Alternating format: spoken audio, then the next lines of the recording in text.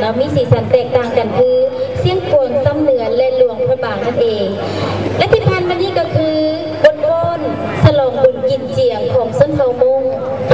ก็คือว่าคันว่าสกุลจิตเจียงก็เป็นประเพณีบุญหนึ่งที่เป็นบุญใหญ่ของพี่น้องเผ่ามงนั่นเองเนาะเพราะว่า1 ปีก็มีเพียงครั้งเดียวนั่นก็มีการแสดงต่างๆว่าจะเป็นการเป่าแคนเป่าใบไม้บ่หรือว่าจะเป็นการเป่าคุยกับมีการฟ้อนขับลำเนินบังคอนกันเติมอันนี้ก็เป็นอีกของหนึ่งที่นับถือมาตั้งแต่ดึกดำบรรพ์นั้นเจ้าฉะนั้นต่อไปจะให้บรรดาทานได้รับชมบทเพลงห้องที่มีชื่อว่าบุญคุณเมน้ำแสดงโดยนางสาวยัวล่อนำห้องขับเซินขอเฮียนเซินบรรดาทานรับชมและรับฟังยัง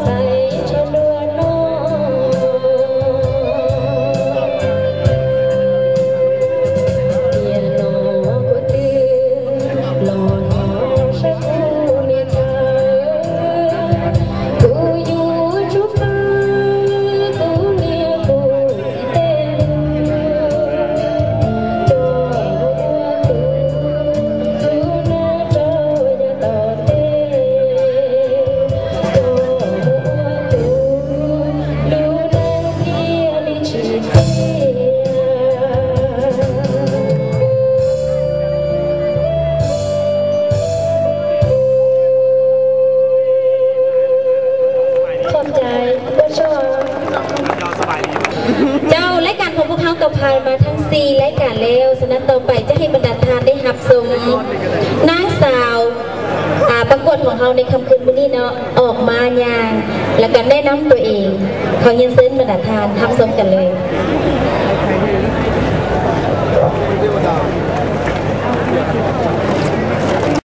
นางเจรออายุ 19 ปีระดับการศึกษาบัญชีการเงินสั้นสูงปากประสักรวมสูง1 เมตร 50มาขออภัย1 เมตร 53มาจากบ้านท่าดินแดงใต้และหมายเลข 2นางปากูย่างอายุ 16 ปีเนาะระดับการศึกษาม.4 รวมสูง1 เมตร 50มาจากบ้านโพงาม2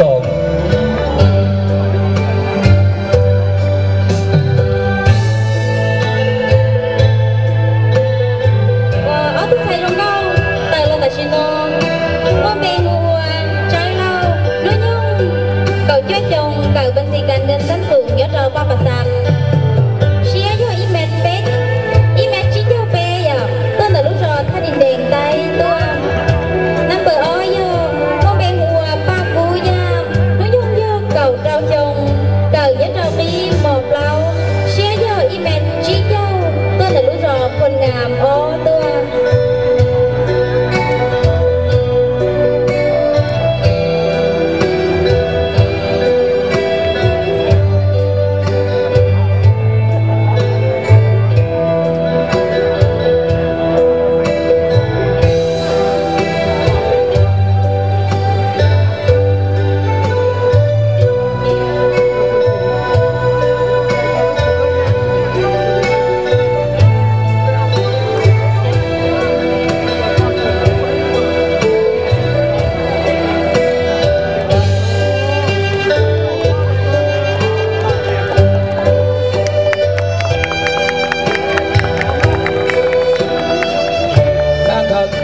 คู่ต่อไปหมายเลข 3นางกาย่างอายุ 16 ปีระดับการศึกษาม.4 รวมสูง1 เมตร 55มาจากบ้านหนองสะอาดและหมายเลข 4นางไมเซียโลอายุ 18 ปีระดับการศึกษาผู้ช่างดาบตรงคำสร้างรวมสูง1 เมตร 52มาจากบ้านทรงสมัย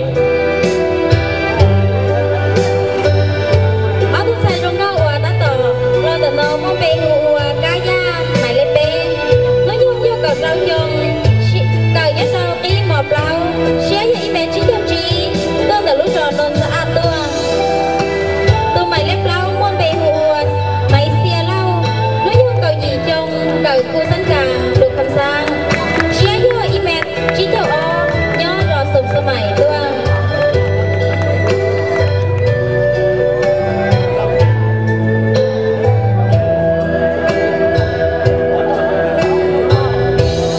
นางสาวครูต่อไปหมายเลข 5นางเซ็งมัวอายุ 16 ปีระดับการศึกษาม.4 รวมสูง1 เมตร 50มาจากบ้านพลไซหมายเลข 6นางฟาดีอายุ 18 ปีระดับการศึกษาม.6 รวมสูง1 เมตร 51มาจากบ้านทาดินแดงใต้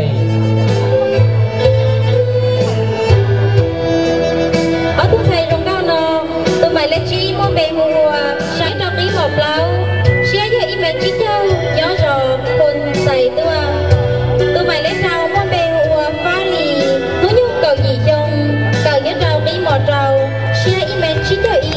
ย่อลูกรอท่าดินแดงใต้ตัวและย่อลูกรออาเลียอย่าง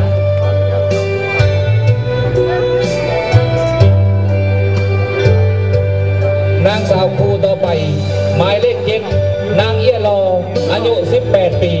ระดับการศึกษาม.3 รวมสูง1 เมตร 55มาจากบ้านนาสารา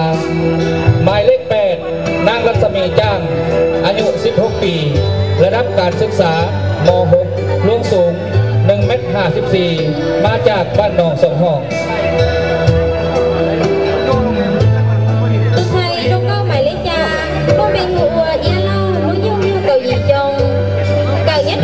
เปเชียร์เยอะอีเมจชิเจ้าจียอดรอนาสาตัวใหม่และหยีมันเป็นหัวและสามีจ้าน้อยยุ่งยุ่งกับเราจงเก่ายัดเราปีหมดเรา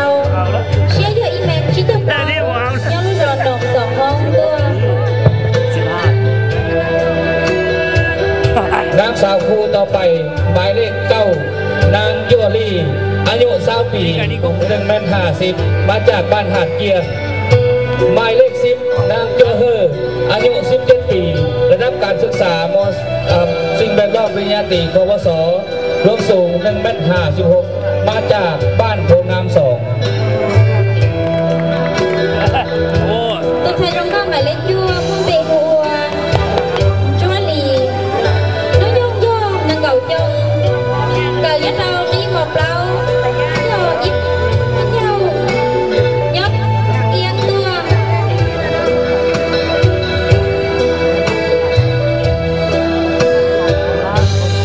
ขอใครกินดีจะเป็นหมายเลข35จะเป็นหมายเลข10ปัจจุบันกำลังเดินออกสู่หน้าเวทีกันอยู่เนาะก็ขึ้นคู่กับหมายเลข13เนาะสำหรับหมายเลข10คือประกาศปยีนางเจ้าจัวเฮออายุ17 ปีได้รับการศึกษาสิ่งแวดล้อมปริญญาตรีปวสลงสูง1 เมตร 56และสำหรับหมายเลข10หมายเลข10นั้นหมายเลขขอใครพบาเดินมาถึงปัจจุบันนี้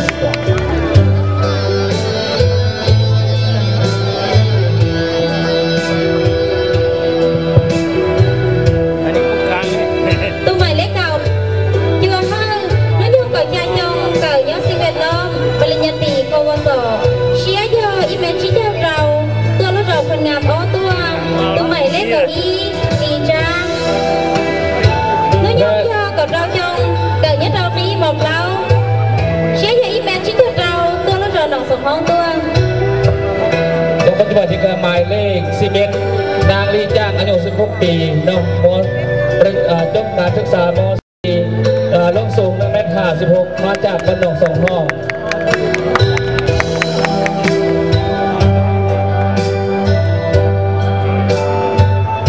และหมายเลข21นางวอนสีวังอายุ17 ปีเนาะได้รับการศึกษาม.6 ลงสูง1 เมตร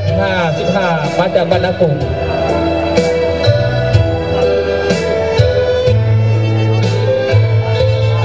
หมายเลขอายุ15 ปีได้รับการศึกษาม.5 ลงสูง1 เมตร 51มาจากบ้านสมสมัยหมายเลขที่32นางแนงว่างอายุ16 ปีได้รับการศึกษาม.3 ลงสูง1 เมตร 50มาจากบ้านดอนติว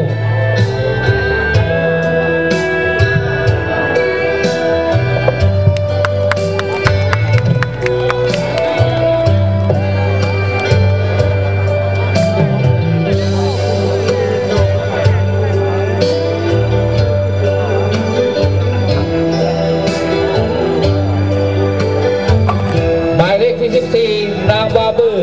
อายุ21 ปีได้รับการศึกษาบริหารธุรกิจปริญญาตรีมศลงสูง1 เมตร 58มาจากบ้านผลใจ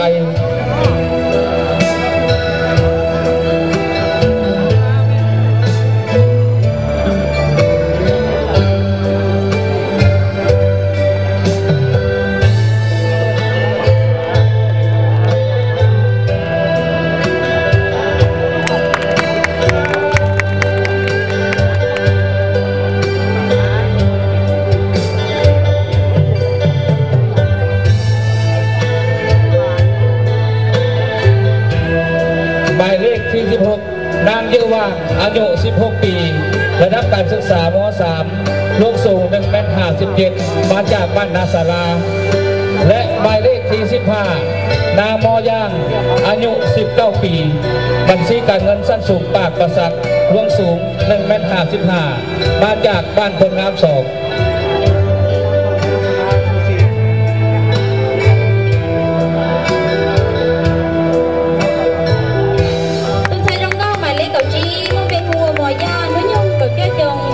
บัญชีการเงินสั้นสูงยอดดอกบางภาษาเชียร์ยออีเมนชิโตจียอดรู้จักผลงานอ้อตัวหมายเลขกับเราใส่ว่าน้อยงกับเรายงเก่ายอดดอกนี้หมอเปเชียร์อีเมนชิโตจายอดรู้จักนาสาราตัวหมายเลขที่17นางเยอะเท่าอายุ17 ปีระดับการศึกษาม.6 รวมสูง1 เมตร 62มาจากบ้านนาสาราหมายเลขที่30นางโดเฮออายุ17 ปีได้รับการศึกษาม.3 รวมสูง1 เมตร 54มาจากบ้านดอนติว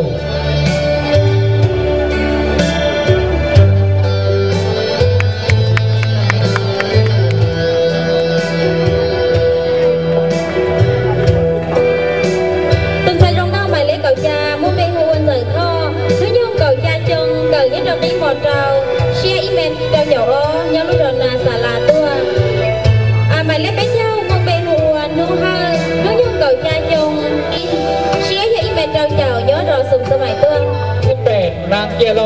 อายุ15 ปีได้รับการยกสูง1 เมตร 53มาจากบ้านพลไซ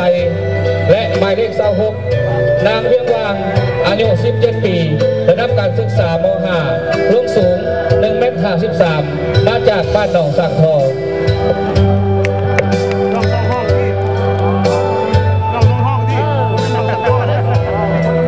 มาจากบ้านหนองสองห้องต่อไปหมายเลขเก้ายี่ผู้เป็นผู้บวชเกียร์เล่าด้วยđồng chí chồng cờ nhất đồng ý một lao cờ ý mẹ chí chú bé nhớ rồi phồn xài tua mày lấy đừng gặp ràoผู้เป็นผู้บวชเวียงว่าnói chung cờ cha chính cờ nhất đồng chí xé với ý mẹ chí chú bé nhớ lúc rồi nộp sòng hôn tua หมายเลขที่19นางซีโลอายุ20 ปีลงสู่ระดับการศึกษาบัญชีการเงินสั้นสูงปากประสักลงสูง1 เมตร 61มาจากบ้านพลไซและหมายเลขที่27นางกินมัวอายุ20 ปีปรุงแต่งสั้นกลางปากประสักลงสูง1 เมตร 59มาจากบ้านสมสมัยหมายเลขเก้าชั่วมุ่งเป็นหัวสีเล่าnói chung là cầu trong cờ bên xì cành được bây giờ ý mẹ ra chầu ý do lúc rồi phồn xài tua mày lấy hay mua chín mua nói chung là cầu trong cùng đang sẵn cặp bây giờ ý mẹ tua do lúc rồi sồn sao mày tua หมายเลข20นางดวงใจมั่วอายุ15 ปีได้รับการศึกษาม.4 ยกสูง1 เมตร 55มาจากบ้านปนข้อหมายเลข22นางไมลีย่างอายุ17 ปีได้รับการศึกษาม.3 รวมสูง1 เมตร 50มาจากบ้านนาสารา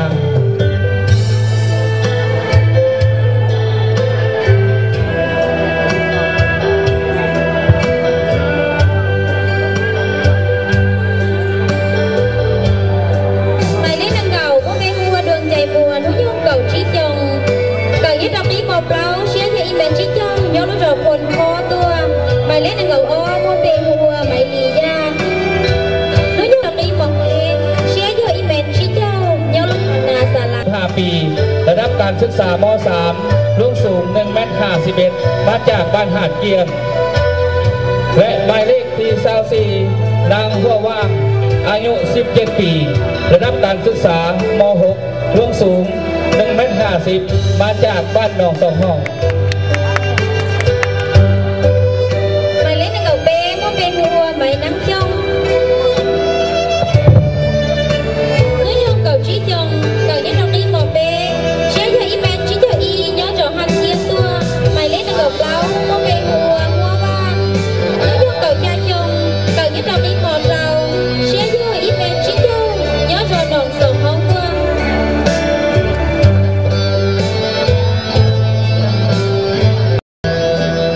หมายเลข18นางปายงย่างอายุ16 ปีได้รับการศึกษาม.5 รุ่งสูง1 เมตร 50มาจากบ้านพลงาม2และหมายเลข29นางโยย่างอายุ15 ปีได้รับการศึกษาม.4 รุ่งสูง1 เมตร 52มาจากบ้านพลข้อเลยนึงเนาะก็จะเห็นพวกนักสาวงามแต่ละคนเราจะออกมาทั้งตอบคำถามแล้วก็แสดงความสามารถพิเศษกับตัวอีกเนาะเจ้าคำถามก็ถามว่าประธานประเทศลาวของเราคนปัจจุบันชื่อว่าแนวใดประธานประเทศลาวของเราคนปัจจุบันมีชื่อว่าแนวใดขอบใจสำหรับคำถามประธานประเทศของประเทศลาวเฮาในปัจจุบันมีชื่อว่าท่านจมมาลีสัญญาสอนขอบใจ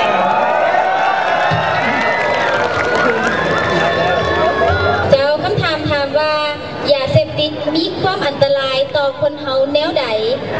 ยาเสพติดมีความอันตรายต่อคนเฮาคือแนวใดขอขอบใจสำหรับคำถามยาเสพติดมีความอันตรายต่อคนเฮาคือ 1. ถ้าเสพแล้วเสียสุขภาพเป็นบ้าเสียจิต 2. เสียเงินเสียเวลาสังคมรังเกียจ 3. ผิดกฎหมายขอบใจ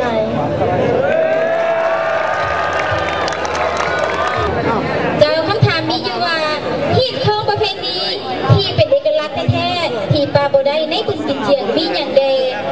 ที่ของประเพณีที่เป็นเอกลักษณ์แท้ๆที่ปาบ่ได้ในบุญกินเจียงมีอย่างแดง เข้าใจสำหรับคำถามที่ของประเพณีที่เป็นเอกลักษณ์แท้ๆที่ป้าบ่ได้ในบุญกินเจียงมีคือนิ่งให้ตัดให้ที่คลองตันกันเชื่อถือ 2. อวยพรซึ่งกันและกัน 3. อนุรักษ์รักษาทางด้านศิลปะป้อนขับลาน 4. นิ่งกีฬาสมเภาเส้นตีมะคันซึ่งงัวตัดใจเอาเชื่อ คำถามมีอยู่ว่าคำขวัญฮกซอของนครหลวงเวียงจันทร์มีซอใดแดงคำขวัญฮกซอของนครหลวงเวียงจันทร์คือซอใดแดงเนาะ ขอบใจสำหรับคำถามคำขวัญ6 สอของนครหลวงเวียงจันทร์มีคือ 1. สอสมุทร 2. สอสหะ 3. สอศิริไล 4. สอเสน่ห์ 6. สอสีเขียว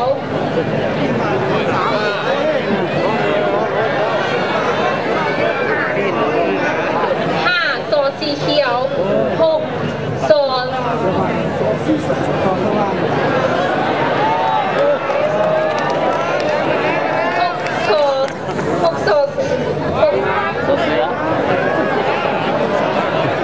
สว่าง